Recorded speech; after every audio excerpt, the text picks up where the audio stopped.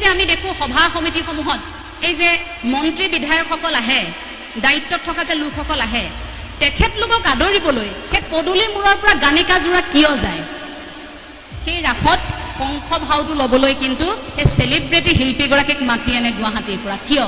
গুৱাহাটীৰ পৰা ধাৰাবাহিকৰ অভিনেত্ৰী আহিছে দৈবকী কৰিব এবাৰ গাঁৱত। কথাটো আপোনালোকৰ ভাল লাগেনে বাৰু? মই কৰি লাভ নাই, আমি হৈ থাকক, একেলগে এটা শক্তি পাব।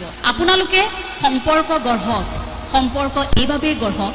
এই যে আপোনালোক আজি একেলগে বহি আছে, হয়তো কোনোৱে প্ৰথমবাৰ লগ পাইছে, কোনো আপোনালোক চিনাকি একেখন গাঁৱৰে।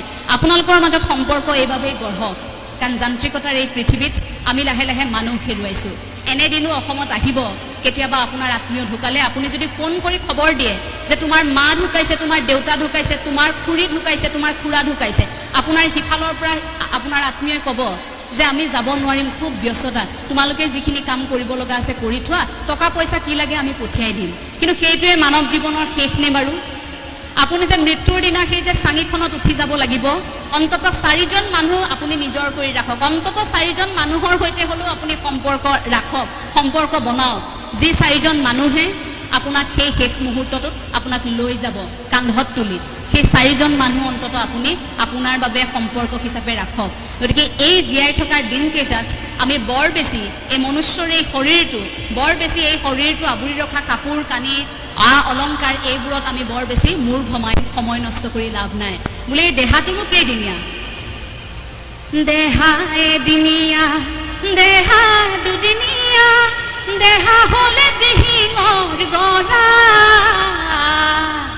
কোনোবা এদিনা যাবগৈ লাগিব এৰি থৈ মনুষ্যৰ দেহা। একেলগে এটা হাত চাপৰি বিচাৰিম। নগলে নহব, যাবই লাগিব, জীৱন দুদিনীয়া সাকু, এই সাকুহে জিদালি মূৰৰ চুলি দাড়ি, দেখিলে উৰি যায় ধাতু। এই নগলে নহব, যাবই লাগিব, জীৱন দুদিনীয়া সাকু, এই সাকুহে জিদালি মূৰৰ চুলি দাড়ি, দেখিলে উৰি যায় ধাতু, দেখিলে উৰি যায় ধাতু। গতিকে এই জীৱনটো খুব দুদিনীয়া। আমি মই কৰি লাভ নাই, আমি হৈ থাকক, একেলগে এটা শক্তি পাব। মই কৰি লাভ নাই। আৰু এটা কথা এইখিনিতে কৈ থৈ যাওঁ, মোৰ খুব মনত খুদুৱাই থকা এটা কথা। এই অঞ্চলসমূহলৈ, এই গ্ৰাম্যাঞ্চলসমূহলৈ যেতিয়া আহোঁ, মোৰ এটা কথাই খুব দুখ দিয়ে। ইমান সুন্দৰ অনুষ্ঠান হয়, ইমান সুন্দৰ পৰিৱেশৰ সৃষ্টি হয়, কিন্তু কিয় নাজানো আজিকালি অসমত এনে এটা পৰিৱেশৰ সৃষ্টি হৈছে যে ৰাস এখন যেতিয়া অনুষ্ঠিত কৰে, সেই ৰাসত কংস ভাওটো ল'বলৈ কিন্তু সেই চেলিব্ৰিটি শিল্পীগৰাকীক মাতি আনে গুৱাহাটীৰ পৰা। কিয় মাতি আনে?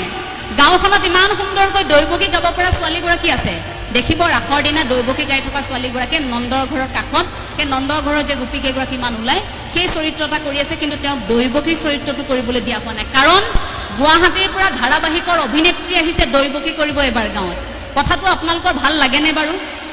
ভাল কথা, তেখেতলোকক মঞ্চ দিব লাগে, কিন্তু তেখেতলোকে তেখেতলোকৰ কাম কৰি আছে এখন মঞ্চত। কিন্তু আপোনালোকে যে ইমান কষ্ট কৰি এই যে এই মাটি বালিৰ লগত খেলি থকা, এই মাটি বালিৰ সৈতে সংপৃক্ত থকা এইসকল যে যুৱ প্ৰজন্ম, এইসকল যে শিল্পী বুলি যাক আমি ক'ব পাৰোঁ, মই মাটিৰ মানুহ, গতিকে মাটিৰ সৈতে যাৰ সম্পৰ্ক এটা থাকে, তেনে মানুহক মই সন্মান কৰোঁ, তেনে শিল্পীক মই সন্মান কৰোঁ। মই বাকীসকলক শিল্পী বুলি ক'ব নিবিচাৰোঁ। গতিকে এইসকল থকাৰ পাছত অন্ততঃ আপোনালোকৰ দৰে ঠাইত কোনো বাহিৰৰ পৰা কোনো শিল্পীক আপোনালোকে মাতি আনিব নালাগে। আপোনালোকৰ ইয়াত প্ৰদৰ্শন কৰিব পৰা বহুতো আছে। আজি এওঁলোকৰ দৰে কান্ধত খোলটো লৈ পাৰিবনে কোনোবা এগৰাকীয়ে? পাৰিবনে বৰগীতটো কোনোবা এগৰাকী তেনেধৰণৰ শিল্পীয়ে পৰিৱেশন কৰিবলৈ?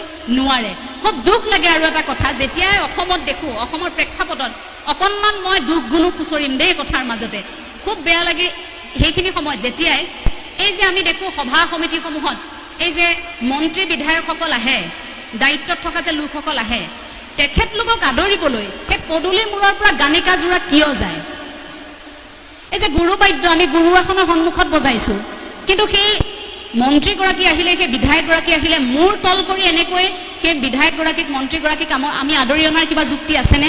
আদৰি অনাৰ বহু ব্যৱস্থা আছে। আমি ফুলাম গামোচাখন দি আদৰি আনিলোঁ। আমি আন কিবা এটা পদ্ধতি যিকোনো ধৰণৰ কাৰ্যসূচী থাকে, আমাৰ লোক সংস্কৃতি আছে, ইমান বেছি চহকী আমি কৰিব পাৰোঁ। কিন্তু গুৰু বাদ্য সকলোতে নহয়, খোল বাদ্য সকলোতে নহয়।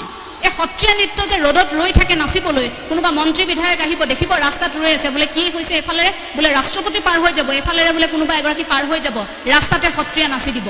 তেনে এখন মঞ্চ গুৰুজনাই বিচাৰিছিল নেকি? যদি তেনেকৈ বিচাৰিছিল গুৰুজনাই এনেকৈ নামঘৰৰ ভিতৰত এইসমূহ সংৰক্ষণ কৰি থৈ নগ'লহেঁতেন, হয়তো তেনেহ'লে এই ৰেষ্টুৰাৰ সন্মুখতো কোনোবাই গুৰুবাদ্য বজালেহেঁতেন। সেই পৰিৱেশটো অন্ততঃ আমি এইখন অসমত আহিবলৈ দিব নোৱাৰোঁ।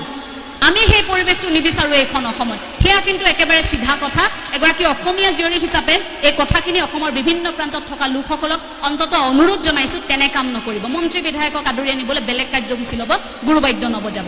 এবাৰ এটা কথা ডক্টৰ মৃণাল কুমাৰ বৰুৱা ছাৰৰ এটা প্ৰসংগত শুনিছিলোঁ দেই, কথাখিনি উল্লেখ কৰিব বিচাৰিম। এগৰাকী মন্ত্ৰী আহিব, এতিয়া দশৱতাৰ প্ৰদৰ্শন কৰিব লাগে, সময় খুব কম আছে, দশৱতাৰ প্ৰদৰ্শন কৰিব লাগে, তেওঁলোকক দিছে মাত্ৰ 3 মিনিট সময়। এতিয়া দশৱতাৰ 10টা অৱতাৰটো দেখুৱাবই লাগিব।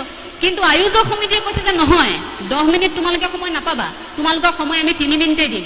তেতিয়া যিসকলে প্ৰদৰ্শন কৰিবলৈ গৈছে তেওঁলোকেও কি কৰিলে, দশৱতাৰেৰে 3টা অৱতাৰ কাটি 7টা অৱতাৰ কৰি দিলে। 3টা অৱতাৰ কাটি 7টা অৱতাৰ বোলে আমি সময়টো কম হৈছে যে আমি 7টা অৱতাৰে দেখুৱাম।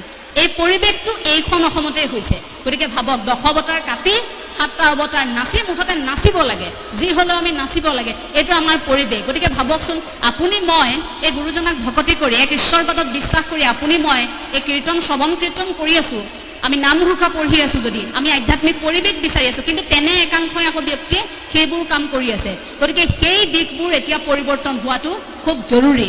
অসমৰ প্ৰেক্ষাপটত অন্ততঃ এই কথাবোৰ এতিয়াৰ পৰা আঁতৰি যাব লাগে।